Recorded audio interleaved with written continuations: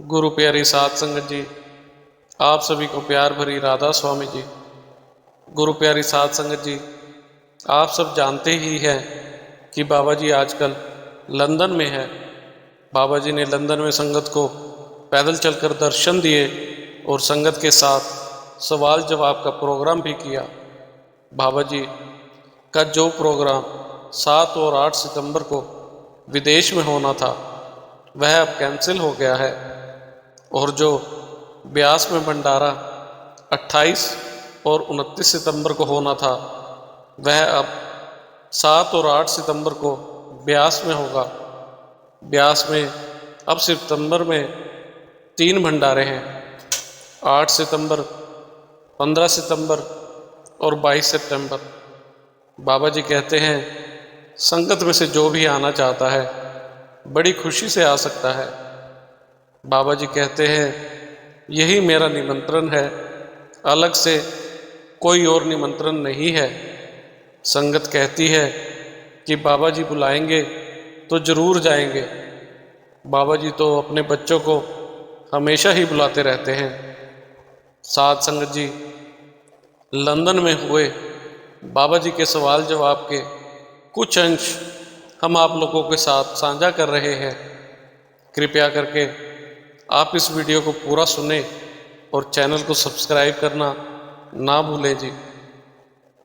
एक बीवी ने बाबा जी से पूछा, बाबा जी मेरे पति गलत चीज़ खाते हैं, मैं उन्हें कई बार मना करती हूँ कि अगर आपको नॉनवेज खाना ही है तो घर से बाहर खाकर आया कीजिए, लेकिन वह मानते नहीं और नॉनवेज घर लेकर आ जाते हैं और घर में ही पका कर खाते हैं।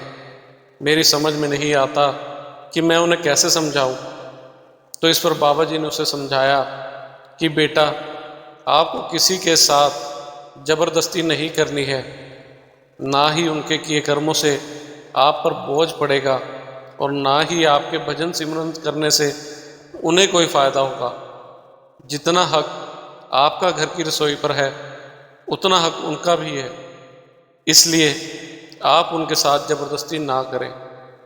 उसके बाद बाबा जी ने कहा कि यह बात ठीक है, मैं इन सब चीज़ों की मनाही करता हूँ, परंतु फिर भी आपको अपने पति का आदर करना है।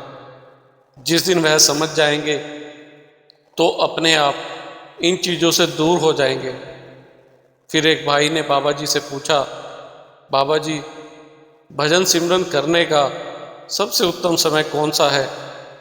तो बाबा जी ने कहा कि बेटा, उस कुल मालिक से प्रेम करने के लिए क्या हमें किसी खास समय की ज़रूरत पड़ती है? फिर आगे बाबा जी ने कहा कि जब आप अपने बच्चों से प्यार करते हो तो क्या समय देखकर करते हो? इस समय ही बच्चों से प्यार करना है। तो उस भाई ने ना में अपना सिर हिला दिया। फिर बाबा जी ने आगे कहा कि बेटा, ऐसे ही कुल मालिक से प्रेम करने के लिए कोई खास समय नहीं होता। सुबह 3 बजे उठकर भजन सिमरन करने की सलाह इसलिए दी जाती है कि इस समय पूरी दुनिया सो रही होती है। उस समय हमें कोई भी डिस्टर्ब करने वाला नहीं होता। सुबह सुबह मन साफ होता है, जिससे ध्यान जल्दी लग जाता है। सुबह सिमरन करने की और कोई खास वजह नहीं है। मालिक से प्रेम करने के लिए समय देखने की ज़रूरत नहीं है। जब भी मन करे भजन सिमरन पर बैठ जाओ। फिर एक लड़के ने बाबा जी से कहा, बाबा जी आपने हमें इतना अच्छा सत्संग घर बना कर दिया है, इसलिए आपका शुक्रिया करता हूँ। तो बाबा जी ने कहा, बेटा मैं कौन होता हूँ? सत्संग घर बनाने वाले तो सब आप हैं। सब कुछ आप लोगों की सेवा से ही बन रहा है। फिर आगे लड़का कहने लगा कि बाबा जी बस आपसे एक विनती है कि आप यहाँ पर ज़्यादा आया कीजिए, आपके बिना मन नहीं लगता। तो बाबा जी ने कहा, बेटा मेरी संगत पूरी दुनिया में फैली हुई है, मुझे तो सबके पास जाना पड़ता है। अगर मैं एक जगह ज़्यादा जाऊंगा तो दूसरी जगह नहीं जा पाऊँगा। फिर एक बीवी ने बाबा जी से प्रश्न पूछा, बाबा जी, यहाँ हमने एक लोन लिया हुआ है और लोन की किस्त आसानी से चली जाए, इसलिए हमने अपने घर का एक कमरा किराए पर दे रखा है। लेकिन कई बार कुछ ऐसे लोग रहने आ जाते हैं जो शराब पीते हैं और मांस खाते हैं, तो क्या उनके ऐसा करने से मेरे ऊपर भी कर्म बनेंगे? तो बाबा जी ने समझाया कि बेटा, अगर कोई ऐसा करता है तो वह उनके अपने कर्म है, आपको इतना गहरा जाकर सोचने की ज़रूरत नहीं है। जो बुरे कर्म करता है भुगतान भी उसे ही करना पड़ता है, ना ही कोई किसी के कर्म ले सकता है और ना ही कोई अपने कर्म किसी को दे सकता है। इसलिए आप इस बारे में ज़्यादा ना सोचें और भजन सिमरन पर ध्यान दें। फिर एक लड़की बाबा जी के आगे रोते हुए अपनी किस्मत को दोष देने लगी। लड़की कहने लगी, बाबा जी, मेरी किस्मत अच्छी नहीं है, मुझे हर काम में दुख मिलते हैं, भगवान ने मेरी किस्मत ऐसी क्यों बनाई है? तो बाबा जी ने उसे समझाया कि बेटा, मालिक कभी किसी की किस्मत नहीं लिखता, हमारे कर्म ही हमारी किस्मत बनाते हैं।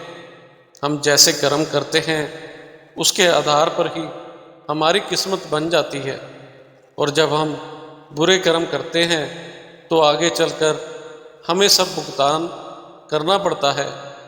तो उस समय हमें तकलीफ़ होती है और हम अपनी किस्मत को दोष देने लग जाते हैं, जबकि सच्चाई यह है कि जैसे कर्म करोगे वैसा ही भुगतान करना होगा।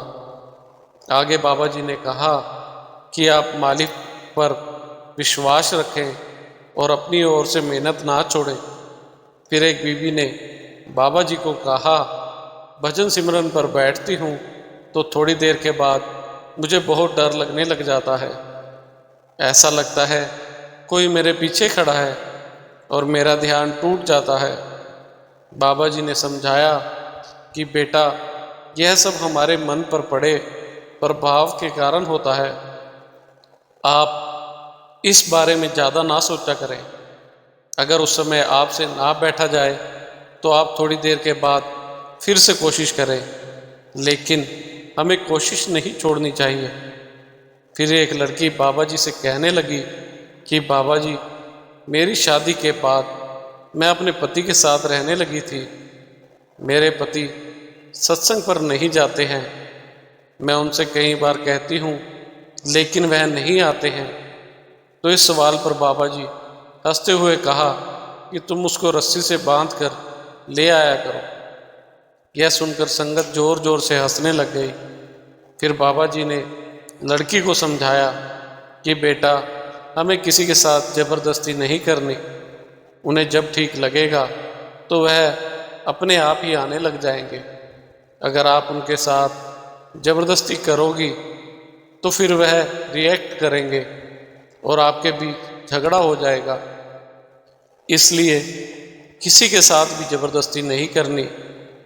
इसके बाद एक लड़का बाबा जी से कहने लगा कि बाबा जी, मेरा कोई सवाल नहीं है, मेरी तो आपसे बस एक विनती है कि सारी संगत पर आप अपनी दया मेहर बनाए रखना। मेरे माता पिता भाई बहन पर भी अपनी दया मेहर बनाए रखना और मुझ पर भी अपनी दया मेहर बनाए रखना। उसके बाद सारी संगत हंसने लग गई। बाबा जी भी हंसते हुए कहते हैं, बेटा, क्या मुझे सबसे पहले संगत पर दया मेहर करनी है, उसके बाद आपके माता पिता पर, फिर आपके भाई बहनों पर और फिर आप पर। ऐसा ही करना है ना? यह सुनकर संगत फिर जोर जोर से हंसने लग गई। इसके बाद बाबा जी ने माइक पीछे किया, राधा स्वामी बोलकर खड़े हो गए। इसी के साथ इजाज़त चाहते हैं, मिलते हैं अगली साखी में। तब तक के लिए राधा स्वामी जी।